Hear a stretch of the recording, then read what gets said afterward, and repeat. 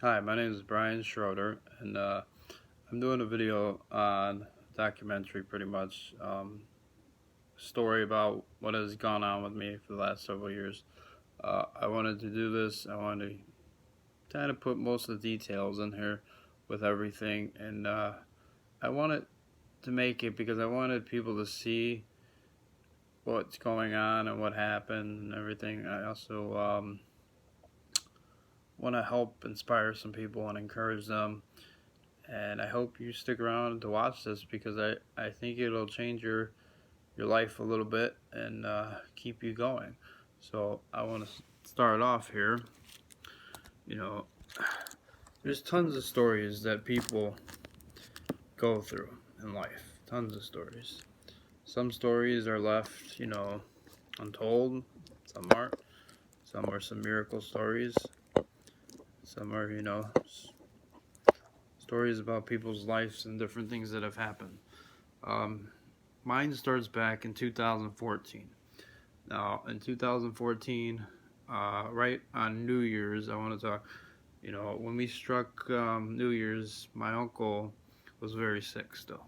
He was in the hospital. He had some issues with his heart. Uh, on New Year's midnight, they got a call on New Year's midnight, and he passed away. And I said some things before. At that time I was smoking, still drinking. I said the things to him the day, New Year's Eve. He thought it was over already, so it wasn't. But I told him I'd see him on New Year's. I told him that. I said I will see you on New Year's. Sure as happened was midnight on New Year's. Kind of, kind of odd how it happened, like that. Now, and this was just the beginning, Uh, I took a toll, in 2014. It took a big toll. The same month, it was snowing one night. The same month, I got rear-ended in a car. Turned out the people didn't have insurance and everything. So I was still working, but I suffered from something that I should have had taken care of a long time ago. I had a condition called HS, called hidradenitis suppurativa. Now I had wounds mainly in my butt at the time in 2014, which I wasn't too concerned. I wasn't the butts, but eventually my arm came gone and came gone. Now these were little wounds, like holes. They would drain. They would swell up. They like get inflamed and boils, and they were painful. Even though, and there's a couple stages to this disease, but I'll get into that a little more after. So within the first year, you know, I was battling with things that have happened, losing somebody, and especially on that day. And then with this, I was hiding these things. I was hiding this illness a little bit from people. I didn't tell people I had it. I would put rags in my pants, just to cover up the drainage. Go run to the bathroom and change. Eventually, my mom caught on, and she found paper towels all over that I was using and cutting up her rags. uh, Eventually I had to come out and I was still working in 2014, but it was making a toll on me, and I was using rags to cover up bandages. And in 2000, that time, towards the end, I was suffering. I didn't get it checked really. I seen a surgeon. They didn't really want to mess with it too much because they weren't concerned of what it could do, And at the end of 2014, by that time, I was, kind of in a tough spot with this disease, but I was still out doing things, even though it was so severe of a thing going on, And one night, this is something I didn't tell people. One night, we were working up in Kalamazoo, Michigan, and at that time, I was working with my brother, and I was sleeping upstairs, and I was on, I think, some antibiotics at the time. I think. Now this was in 2000, 2000 December 2014, uh, and the beginning of 2015. Now I might be off a few on the dates, but when we were up there in Kalamazoo, I slept. I had a dream. It was weird. Like, and I don't, I just, I felt, I saw somebody in the dream. Like, I really felt like I saw Jesus in my dream, and I was told, something about when I hit 30 or 31 that it would, I would change. Something would happen, and I kind of freaked out a little bit. I really did. It kind of got to me, and so I left it be, and during that time frame, then within the year of 2015, I eventually told my brother, I have to get this checked. My arm's bad. It's really bad. I got to get it checked. I eventually seen a doctor, a disease doctor. She diagnosed me. I ended up with a PICC line in my arm. I was at the fusion center for several months getting infusions. They thought it would go away eventually, which didn't. Within this time, I was searching for surgeons, different things, different surgeons. Not a lot of places could help you with this, and eventually I groaned to pain and suffering. I wasn't taking anything at the time besides Tylenol and stuff, and I was having rough nights sleeping and a lot of drainage coming out of my arms. And about about mid 2015, I was seeing this, and I was working at another place too, Bob Lowe's, this place for my, and I had the PICC line in me, and I was still doing things, but I was losing weight at the time. I was losing a lot of weight, and we couldn't figure out why. When by the months passing, I was eventually to the point where I ended up having to stop working. I couldn't work. I filed for disability. I had to stop also because my car broke down. I had issues. I couldn't work. I lost my job then, and I still dealing with this disease. So within the mid 2015, by that time I eventually was, just filing for disability and trying to get help, which was hard. It was hard. You have to, with HS, you have to prove that you have it in severe spots. Photos, doctors, and it's a painful disease to have. You have these large wounds, very painful disease. And, at that time, I, still searching. I still had problems getting the right insurance. Doctors that wouldn't take certain insurance, which I think is wrong. Every doctor should be qualified to take every insurance. People shouldn't have to travel all over, and, so during this time, I started going, after the infusion center, I was there for wound care, and they were packing my wounds constantly. They tried to get me in Indianapolis. I went there. That took me a 6-hour drive, 3 hours there, 3 hours back, which was rough because no other derm would take my insurance because I'm in Michigan City and they wouldn't want it. So it caused more issues for me. So when I did that, I was there for about 10 minutes. They did tests, blood tests, all that stuff. STD testing, different white coat, because they didn't know, they didn't just, and it came, they figured it out of it.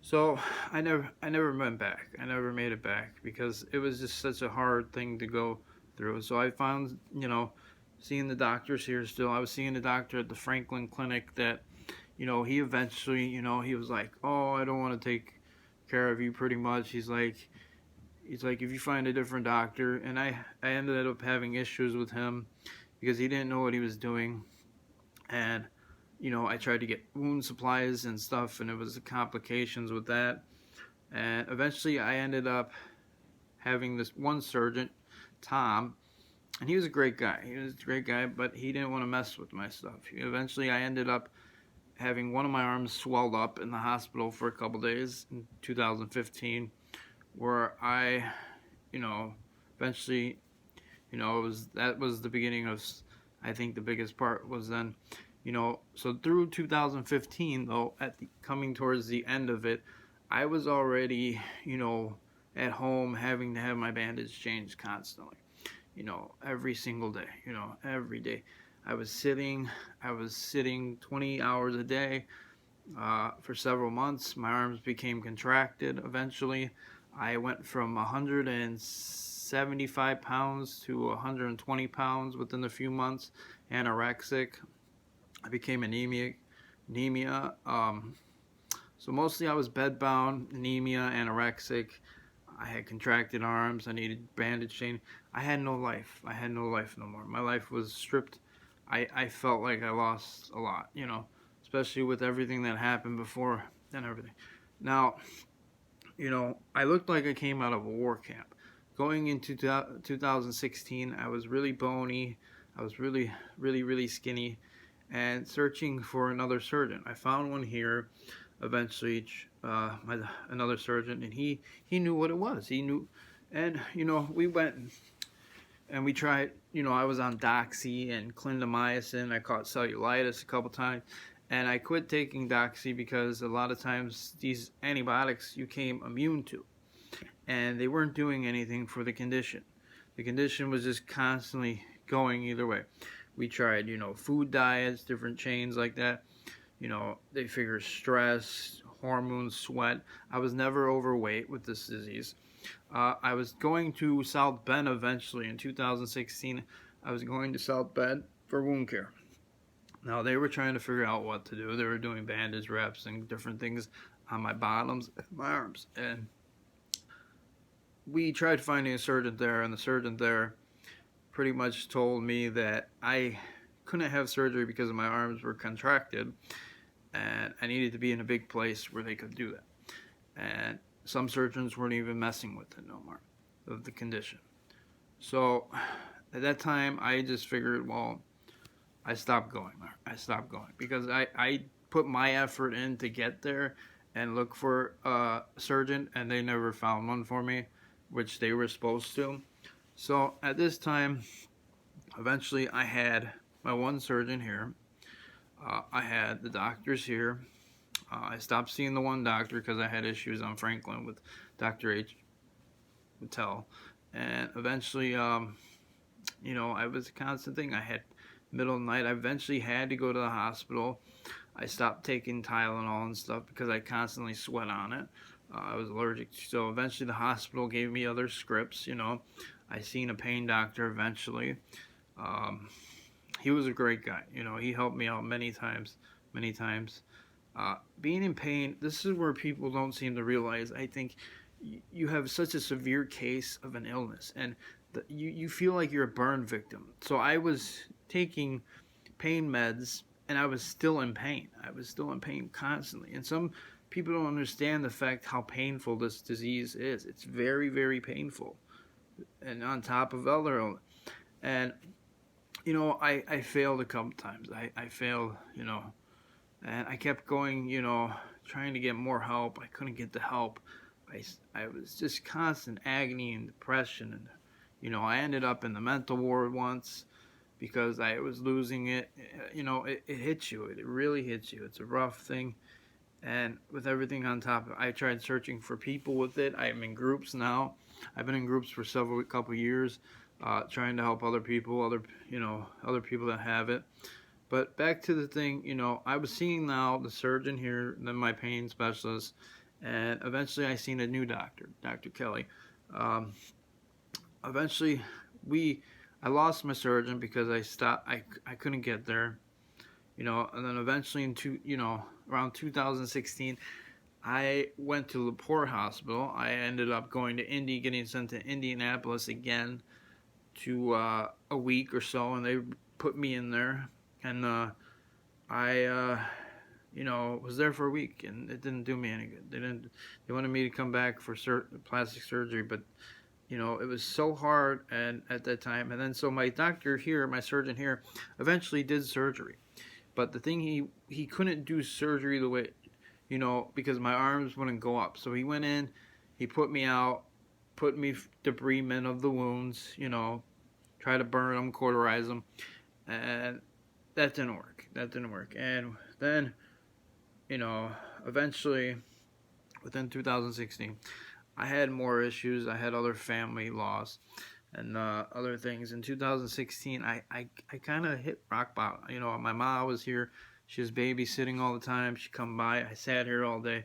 She would do my bandages at like 5 in the morning, then 5 at night. I would shake my hands. I couldn't carry. I was bedbound. I was stuck in a chair, crying most of the time of my life. I said to myself, how could a person like me catch such a thing? And I even said in the beginning, I said, how do I end up with two rare diseases in my lifetime? Because when I was a kid, I had transverse meningitis as well, and that paralyzed me from the neck. So within this year, 2016, another friend of mine passed away, and it was rough. I had some friends come visit me in Indianapolis, which was really nice. But over the years of constantly, over years of banding yourself up, getting supplies, having to have supplies, different things, trying to get hospitals, different places to even try to help you with this disease. It's rough. It's rough. They don't understand it quite well. And so within, I was up all night, many nights, just in a chair. Eventually I had to get a power chair. My friends brought me a hospital bed. I couldn't do take care of myself. I was such a, the only thing in my head clicked was like telling me to have patience, and I talked to God and I kept my sense of humor, and something was keeping me stringing on. Like, I don't know, you don't see, like, I should have been dead multiple times. From cellulitis, anorexia. I mean, you can go back and look at my other videos. You'll see how bad I was. And I couldn't question it. So, within the time in 2016, the end going, I was pretty much on my last leg. I didn't have a surgeon no more. I went to Rush Hospital in Indiana, or in Chicago. They didn't know what I had. They thought I had something else. They did a biopsy, and it turned out I had my HS. So, at this time, when I finally stopped seeing my surgeon here, I ended up back,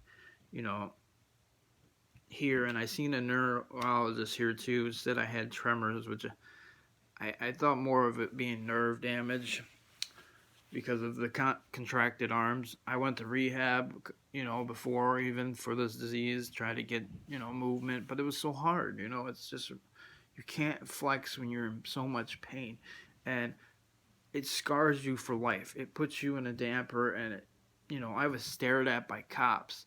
People were staring at me, like eyeballing me, and they were looking at me like I was, sick, or this young guy, and he looks like he's older. Cops stopped me, thought I was a druggie. They looked at me, thought I had MRSA infected, and it was quite hard and sad that how people reacted to such a thing in somebody's life, and it was terrible. It was terrible the way. So, but coming out of 2016, going into 2017, we were trying to get, I was having issues still. I was having issues with a lot of things. I had nothing left. I had nothing left in me. And this is where, eventually I ended up going to the hospital constantly. I had pain. And we had back and forth about pain meds and different things. And I said, I was fighting, literally. And they need to realize, too, that people need help with pain meds. Not, there's two sides of a thing there. Some people are constantly in pain. You can see that compared to somebody that's doing something, and this is another thing I like to speak about, because they should open up places for people like that. But besides that, I ended up there 3 times in a row in April, okay? And before that I was more, and I had eventually seen a new disease doctor. The disease doctor, talked to me, and he knew right off the bat my butt was so packed in, it was draining. Even my nurses that eventually I had to fight for to get here to help me with stuff and cleaning and doing bandages, was a thing too. And they saw I had no butt. It was so indented. The only funny thing that was about it looked like T-Rex. That's what it was bruised like. You can see the picture on my thing. And I knew this. And the doctors at the hospital, St. Anthony, said, no, no, no, and send me home constantly. Constantly for 3 days. The third day, they finally had to keep me because I had. And then the surgeon came up again, and he realized, well, you know, it was either I had to go into a nursing home then because he wasn't going to do the surgery unless I go into it. So eventually, in 2017, around April, I was in the nursing home after I had surgery put on, cut open my bottom and everything. Now I went into that nursing home. I had antibiotics. You know, I was there for over a month. It was rough. Very hard place to be for a young person. Very hard place, and for older people, I don't recommend it. I had issues there. They didn't want to send me home on a Saturday because they wouldn't get paid. Didn't have my supplies half the time. I had to go home to get my wounds changed by my mom within that time because they wouldn't. You know, it was a rough thing how you see people go out and being left in a nursing home. And I met some wonderful people, but then I met some bad ones. So, you know, when I got out of there, I was supposed to see a rheumatologist. My surgeon got me a rheumatologist eventually. And from there, you know, I eventually saw her. And this time, after getting out of the nursing home, I was about 130 pounds because I gained a little bit. And I saw her, and eventually, you know, we wanted to try Humira. Now, the thing was, if I took Humira, was it going to cause my transverse medullinitis to come back? That was the biggest key, and I was more afraid of that than I was HS, because transverse medullinitis will paralyze you. So what happened was we took the chance, okay? I had nothing left. I looked like I was a goner. People even said, "How are you still here?" I said, I said the only thing keeping me here is probably God, and and my mom was the two main things that kept me going. So within this time, I started the shots. They wanted to give me samples, and insurance companies like, no, no, no, we don't want, no, and they wanted me on antibiotics and steroids again. They had copies of me being on antibiotics and steroids all over still, but they wanted a recap of that. And my doctor said no. I said, I'm not stopping something that's helping the guy. It took 5 months for the stupid insurance company to give me my shots. That's how much they care about people. So, within that time frame, and going into 2017 still, in November, I was getting better. I saw signs of healing in the first couple weeks. Is rare with Humira. Very rare. And it was a blessing. I got tired. I had some side effects. I got up, jumped around. Now, this is what my thing here, is I started Humira in August of 2017. All these years, my mom took care of me. In 2017 of August, my mother was diagnosed with pancreatic cancer, stage 4. The same month, I started healing. I couldn't think about it in my head for a long time. I said, my brother said one thing. He said, "You're getting better, and now she's getting sick." I said, "What is this?" And I had strange encounters. Even with the Humira stuff. I met somebody that their father was a Humira thing. And, I had this whole couple years has just been crazy with life things and different things. And I couldn't get in my head, seeing how that happened. It blew my mind. And somebody told me, they said, well, this is the time you take care of her, And I thought for a long time, maybe, hey, maybe she asked to switch to have myself healed or hurt, and it was a very bad thing. And she asked to make it to summer, and she did. They even gave her less time.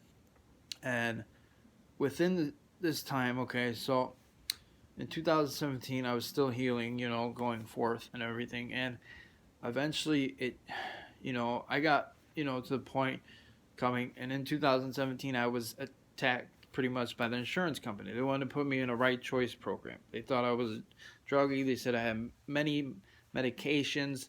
I had appeal. I went in there and I appealed it. They said, well, we're not supposed to without a lawyer. I said, I don't have a lawyer. I said, and they tried to get me. I had doctor's notes afterwards from plenty of places, and they tried to get me for lock me up. I lost my supplies when they told me I wasn't supposed to. They said this was supposed to help me, and eventually I won the case. The judge realized that I had neglect by providers, and I was still going through a hassle from the company. I was still going through a hassle from the company because they wanted to keep me restricted. They said I had 69 scripts, 9 were narcotics. Now, out of the 9, I had 7 scripts from one of my doctors, okay? Now, on top of that, you get a different pharmacy and a different doctor in the nursing home. They said the state, I was unauthorized. I had too much being put on the state, that I had too many doctors. I had too many ER visits, over 8 ER visits within a six-month period, 10 doctors, which my doctors verified for me that they said, why couldn't I, the state said, why couldn't I call the doctors and go in to see the doctors? You have to wait for. So I won the case, and I got, and after that, 2018 came, still on Humira. I had my nurse, my stuff here. Now dealing with my ma issues. She's going through what, it was rough. And I sat and I stayed here for a long time contemplating a lot of things. I was seeing numbers constantly, random numbers on the time. Some people said, well, you're probably just gazing at the clock. No. It was too uncommon to see constant numbers like that. Seeing 333, 444, and other people see it. And one time my brother said, we went to the hospital. He said, can you talk to Ma about God? He said, she'll see right through me. I said these exact words. I said, she's not done yet. And sure as shit, a surgeon came up and helped. Okay?